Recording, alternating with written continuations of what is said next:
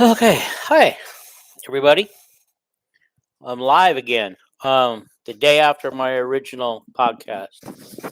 So yesterday was crazy because we talked about on the podcast Olando Trader leaving the program or decommitting from the program and reopening up his recruiting. By the time I got done with my podcast and posted it to YouTube, Charlie Jones decided to up and enter the transfer portal. So we're here to discuss that today because I felt like if I waited a week to discuss it, it would be old news. And I've had a couple of requests to talk about the NIL and the transfer portal. Um, and I think they kind of tie in hand with what's going on lately in college football and even basketball. So here we go. All right. As you guys know now, it's all over the internet. Charlie Jones entered the transfer portal. What does that mean for Iowa? Um, well, they're down a receiver, down the punt returner, the return kick man or kickoff man or whatever of the year. The guy can score. He can score on punt returns. He can score on kickoff returns, which he did last year. He did on both. And in back to back games. And so, and the thing I always liked about Charlie Jones is his fearlessness. Every time he touched the ball, he was looking to score. We've had punt returners and kick returners before that were a little tentative. They were just focusing on catching the ball and pretty much down the ball where it is, and didn't really take any yards, try to grab any yards unless they were actually there for the taking. Um, and so that's what we're gonna miss. Wide receiver. Okay. Now he did say in the spring game during the interviews that one of the reasons why he chose to come back for another year was because he wanted to get more film on his wide receiving capabilities. He wanted to be taken seriously as a wide receiver, and so he was coming back to Iowa to do that.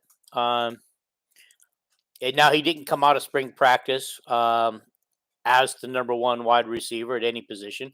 Iowa only listed two wide receivers, not three. If they listed three, Charlie would have had that third spot. Okay, but they listed a fullback instead of a wide receiver. But everybody knows that Iowa mixes it up. They go with three tight end sets, three wide receivers. They've been known to go five wide and not use the fullback. The fullback has been used as a blocker to open up holes for the running backs. The fullbacks have been used in short yardage situation. Is Iowa? Um, People think that using a fullback is a little old fashioned. Not really. Not with the way Iowa plays things. It fits into their scheme just nicely. Okay, so yeah, nope, not today, guys. Oh, I'm sorry. So that I think is one of the reasons why Charlie's leaving. But here's what surprisingly, why now? Everybody wants to know why now. Why did he choose now? He could have chose to do it a month ago or so. Um, as far as I know, not only are the fans caught off guards, but from what I hear, he caught his teammates and his coaches off guards as well. Because according to a couple of resources that I've read, that it was just a few days ago he was talking to his teammates about coming back and having a great season and everything. And uh, so, what made him change his mind? Enter the transfer portal, and rumor has it he's going to Purdue. We'll soon find out. I'm sure if he's already made up his mind and already had talks with Purdue, he wouldn't have entered. I mean, that will come to fruition quickly. Uh, just kind of like Try, Tyrone Tracy Jr. Um, I just have a feeling that I don't know if I don't know if I want to say tampering, but I think there's might have been some contact ahead of time because Why do you jump in the transfer portal this late in the season when most teams are pretty well set for next year? I mean, there might be a few teams out there looking for a wide receiver, and I'm sure everybody wants a good one, good punt returner. I mean, who wouldn't want Charlie on their team as a punt returner? I mean, that's what he's going to end up doing where he goes. The question is if he ends up with Purdue. Purdue lost receiver this not too recently to academically eligibility next year, and the Purdue has already said that they're going to utilize Tyrone Tracy. And he even used the word as a Swiss Army knife. If you recall, those were the words that Tyrone said last year when he got frustrated, and he said, "Why have a Swiss Army knife if you're not going to use it?" He felt he was not being used correctly, which is why he left. Purdue seems to think that they can use him correctly. So if Purdue grabs another wide receiver from us, Charlie Jones, that's going to tell me a lot. That's going to tell me a lot about our offense and not being used correctly. Just because, and this is how I feel about it. Because if Purdue, known to be passing, they're a pass-happy team, and they've had some great receivers. There is no doubt about it. They've had some great receivers. Bell, who's now finally gone, has burned Iowa so badly the last 3 times that we've played Iowa. They played us, so and so it hurts. Okay, it hurts. But what if these two guys come on and the Purdue coaches find a way to use these guys and use them the way they should be used correctly, and they burn Iowa? What if Iowa loses to Purdue again, which is a possibility, guys, because Purdue has our number with Braun. I think his name Braun. Since he's taken over, he's figured out how to beat Iowa. He's figured out how to get behind Iowa's defense. He's always had a good quarterback. He's always has a decent quarterback. He's got it. He's got that same quarterback who seems like he's been there for years. He must be like a 5 or 6 year guy too. Coming back, and so he's going to burn Iowa. I mean, it's going to be tough for Iowa to win that game this year. Okay, and now that they got Tracy and they're going to figure out how to use him correctly. What about Charlie Jones? They're about to get Charlie Jones from the rumors, and what if they figure out how to use him? So this is what bugs me about the whole thing. Why did Charlie leave, and why did he leave now? I mean, this guy had it all at Iowa. Granted, he wasn't going to get starting reps, but he was going to get reps. He was going to get plenty of reps. I mean, there's no doubt in my mind. I mean, and so it's confusing. So I can't help but think that Charlie knows something about our offense that we don't know. So maybe Spencer and Charlie are out there running routes and working out, and things aren't going great. Maybe they're just not connecting as well as they should, and Charlie sees the handwriting on the wall and wants to leave. That could be it. These are just scenarios I'm throwing out there because Charlie's not said why he's leaving at all. But here's another scenario. Spencer's taking Reganey with him to the camp he's going to, or a training session he's going to this summer. I think with his regular coach, I can't even think of his name, Tony Rapiao or whatever. You guys know who he is, okay? He's taking Reganey with him to work out, not Charlie Jones. Could Charlie be upset with that? I doubt it. I doubt that is it because he would have left a long time ago because that information has been known since spring training. Okay, so that's another clue. Okay, so I can't help but think that the truth lies somewhere in the middle. I think he just really wants to get a lot of targets thrown his way to get more film to increase his chances for the NFL because he's made that perfectly clear that he wants to go to the NFL. And the only reason why he didn't go this year was because he didn't feel there was enough film for the NFL to take him serious. He wants to be taken seriously as a wide receiver. So I think that's why he's going elsewhere. But the question is, why did he choose at such a late date to do this? And I got to believe there's some tampering going on. And here's how I figure it. I figure it's Purdue. I figure there's some kind of tampering. Maybe, maybe not. Tyrone and Charlie probably still best of buddies. I mean, they're still brothers in football. Once a Hawkeye, always a Hawkeye. And I'm sure they talk all the time. And so maybe Tyrone's getting in Charlie's ear, telling him, hey, come here. Come here. We can use you. And then Tyrone's talking to the coaches, and the coach is saying, yeah, let's if he enters the transfer portal, we'll definitely go get him. And so Charlie ends up in the transfer portal. So let's see if he does end up at Purdue. But here's the crazy thing: other schools coming after our wide receivers after we've had such a poor receivers for years. I mean, we have just not had a talented class like we've had. So where does that leave Iowa? Okay, we've got Keegan Johnson, Arlen Bruce, Brody Breck, a couple of walk-ons. One is also named Johnson. Regaining and Jacob Bostic coming in this summer. He'll be on campus June 12th. Those are our wide receivers for this next year. As long as we don't get hurt, we'll be okay. We'll be okay. It's going to be kind of crazy to think that, that Iowa's only going to be throwing out, anywhere from a couple to six, as many as six receivers during the year. During the course of the season. Oh, there's that guy. I think his name is Ritter. He's a walk-on. He caught a few balls last year. I don't think he's on scholarship yet. So he'll probably be, off. But I would say that the bulk of the throws are going to go to Bruce and Johnson, regaining. Of course, we don't want to forget Sam Laporta from the tight end position. He'll be taking some balls, and his backup will be taking some balls. He's also showing some signs and flashes there.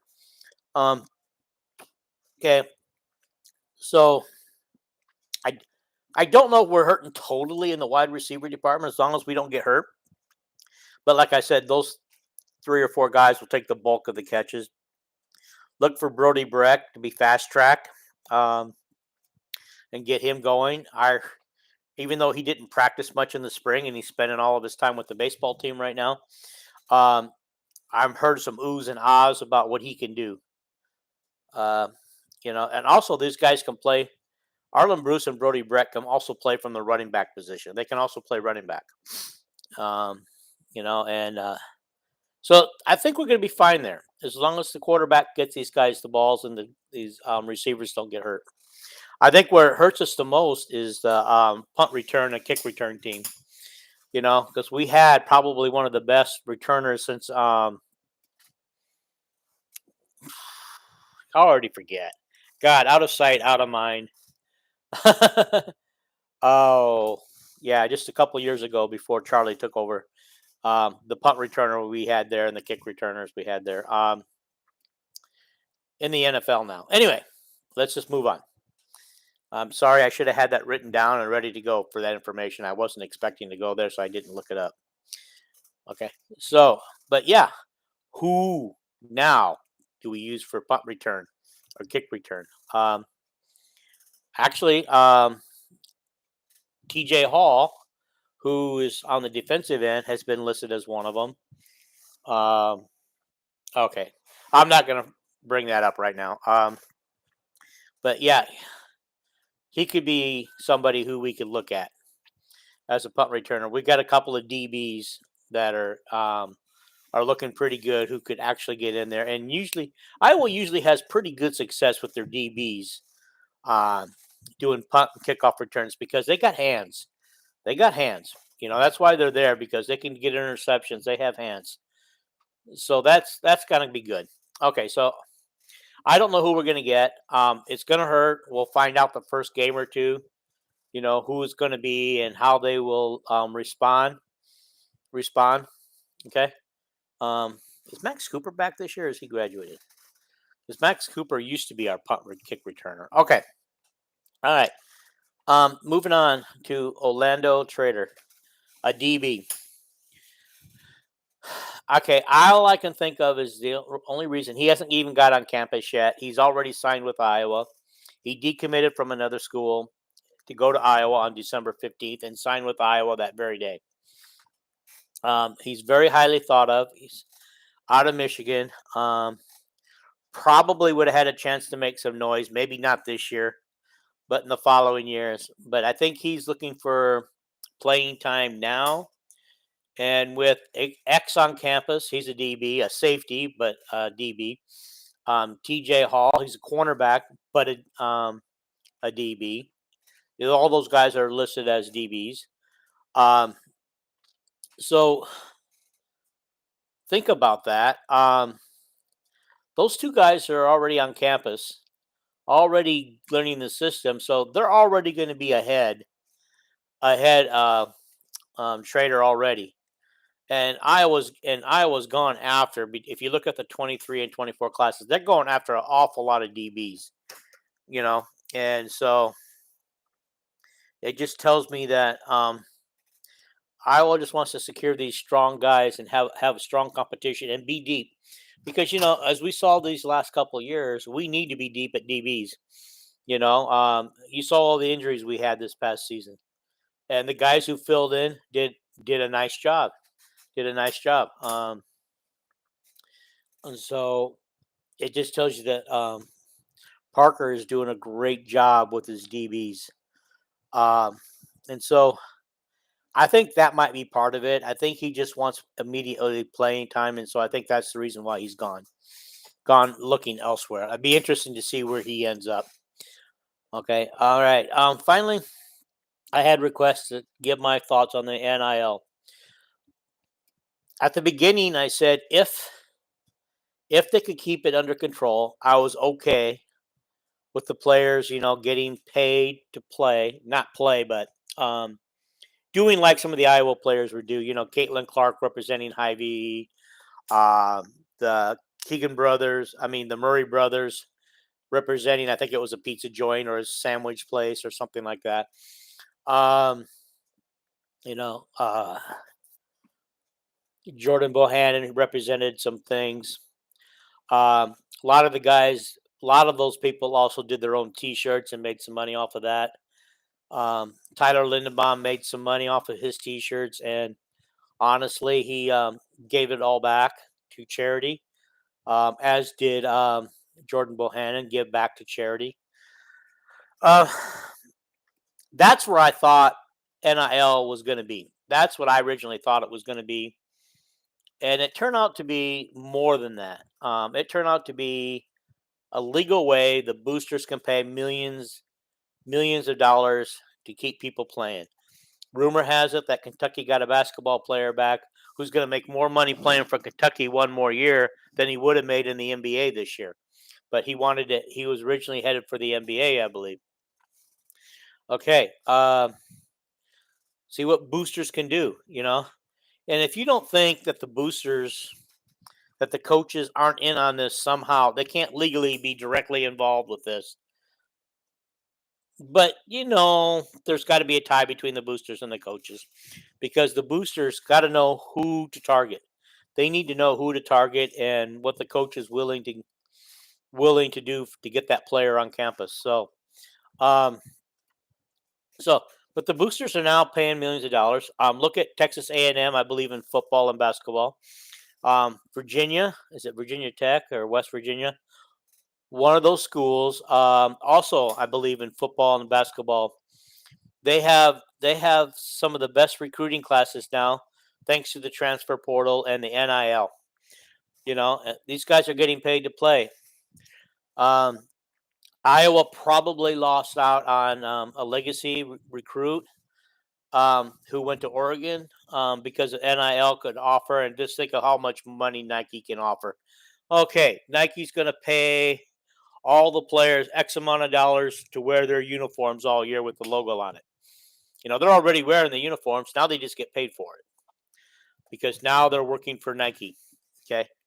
And so Oregon, we're going to see Oregon bounce back and become a force again. There for a few years, they were among the top in the nation. And now they're going to be back because they've been down the last couple of years, but now they're coming back. They're going to come back in basketball and football because NIL is going to make that possible, and Nike can legally pay these guys. They don't have to do any work. I've heard of other schools where the brands, Under Armour or whatever the brand the school's using, just pays everybody on the team a flat fee for all season. And this is where hurt in Iowa. They talk about this collective. A collective is where you get a pool of money to distribute among the students, the student athletes that come on. Iowa's is not in place. Supposedly, it'll be in place by the end of the summer. And so I think, Iowa lost out on a legacy receiver recruit because of, I believe it. I believe they lost a couple of other recruits because of it. They definitely lost a couple of big men because of NIL. Because of that for the basketball. So NIL has gone completely bonkers. It's back to the old days of cheating. So, but now they're doing it legally, and the NCAA, by not doing anything about this a long time ago, is now created a firestorm. They've created a problem that I think is going to be hard to undo. Supposedly the NCAA is now working to see what they can do about getting things done and dialing things back a little bit, and that's what Iowa's counting on. That's why Iowa's dragging their feet. They're counting on, well, we're going to do things the right way. Right now, there is no right way. It's a free for all. Let's get your feet in the water and let's go for it. I know Iowa has plenty of boosters that can afford to do this. Okay. With all the money that ESPN, Fox, BTN is paying the Big Ten teams every year, the boosters don't have to support the football team anymore that way. Let's have them pool their money. Let's have the boosters pool their money into a pot, the collective for the players, and let's give the players something, let's pay them for let's pay them how well they do in a game. If they have a fantastic game, they earn a little bit more money. Let's pay them for how well they do in the classroom, for showing up in the classroom. Academically, let's encourage them academically to get their degrees, and let's let them keep in school. So let's pay them while they're in class, to show up for class, to get good grades. Let's do that. All right. I think there's some ways we can change this, but it's almost too little too late. And so I think before it becomes illegal, Iowa needs to step in there and just jump with both feet in the water, or they're going to find themselves on the outside looking in pretty quickly.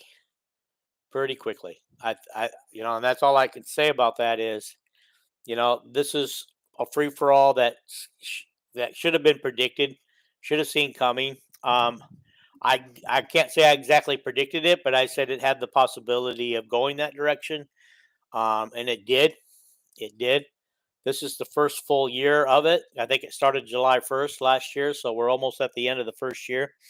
And we're, at first it kind of started out slow, but now it's just like it's a free for all. And these colleges are in businesses to win and to win a lot. And so pretty soon, just having a 9 or 10 win season won't be enough. If with all the money being thrown around, boosters are going to be expecting, along with the fans, they're going to be expecting national titles. They want you contending for a national title every year. So you better be beating the Alabamas. Of course, Alabama's got their own boosters going. And so, but I don't know. Will the NCAA actually? They don't even actually control football. What we call Division I football anymore. I believe the Power 5 conferences control their own destiny. Now SEC wants to break off and do their own thing and have their own national title, which is why they're going after all these other teams. So is it a true championship if SEC gets 16 to 20 teams in it and they have their own title? To me, that's just basically a conference title. You have a conference title, then the same teams replay and for the national championship. So, is it a national championship if the Big Ten, ACC, Pac-10, and Big 12 aren't a part of it? No, it's not. Um, so that could see that, guys. In 5 years from now, football is not even going to look like we know it now. I hope I'm alive in 5 years to see what has happened to our college football, but I guarantee it's not going to be something we like. I don't think it's going to be the game that we fall in love with, the college sports. One of the reasons why I like the college sports so much over um, the pros is because these guys play with heart, they play with desire. A lot of them, of course, until now, we're doing it for free, um, just with a chance to get to the pro leagues, get to an NBA or an NFL or Major League Baseball, those kind of things. Um, and now I think we're going to start to see college football become a part of the NFL, get in business with the NFL. Basketball teams getting in business with the NBA. Kind of like being their minor league teams. I think that's where this is going. And it's just going to be hard. There are going to be a lot of players who aren't going to be able to play it, who could have played Division I college football, who aren't going to be able to play anymore because they're not as good as these other guys, and some teams are going to start stacking their team because I don't know if you guys heard this, but there are no more limits on scholarships. So instead of being limited to so many scholarships every year and total team, it's going to be unlimited. So teams can start stacking players, kind of like they did in the old days, you know. But I don't know why that would people would want to do that. Why? Let's just say 4 or 5 of the top running backs or the 4 or 5 of the top quarterbacks in college football would all want to be on one team. Think about that. Less playing time. I would think that they would want to go elsewhere, but if they do this right, then they can stack them, and you get a year or you get 2 years to shine, and then the next guy gets a year or two to shine, and the next guy gets a year or two to shine. If you see where that's going, and so, and then less other teams, like Iowa, would have a harder time grabbing those guys because they're stacked on an Ohio State team or an Alabama team or now Texas A&M or West Virginia or Oregon because those teams are about to become major players. Okay, and so that's where I'm at with that. This just needs to go away. It just needs to go away. I don't know how you go about undoing it or how you go about regulating it. But it's got to be regulated somehow. You've got to get back to parity. I know that people um, have made fun of the coaches who want to go back to parity, and it's kind of funny because the Alabama coach said he wants parity. Really? You do know if they get parity, you're probably not going to win a national title every year, or you're not going to be in the national title hunt every year. But we got to get overall parity into football. I don't know about you, but I'm tired of seeing the same old teams on top every year, and I'm tired of seeing my teams like Iowa flirt with the top, flirt with a 10-win season, and then end up with a 10-4 season because they lost 2 games in the middle of the season they shouldn't have, and then lost a Big Ten title game, and then lost a bowl game, because of their lack of offense. And let's get down to it. Outside of the Michigan game, which exploited our defense, Iowa lost all 4 of those games because they had no offense in those games, and the defense didn't come through. The special teams didn't come through. Iowa lives and dies by their special teams and their defense teams, and just hopes that the offense is serviceable enough to maybe score just enough points to help win the game. But if the defense and the um, special teams aren't doing their job, then that's where Iowa hurts the most. And so, but anyway, I'm tired of seeing that with Iowa. I want to see them um, go 12-0 again in another regular season with the Big Ten title. Which, with the way the division's going away, Iowa's going to have to be top two. Um, the only time they were top two was when they were number one the year they beat or lost to Michigan State in the title game, and Michigan State was number two in the team. Iowa won, Michigan State two.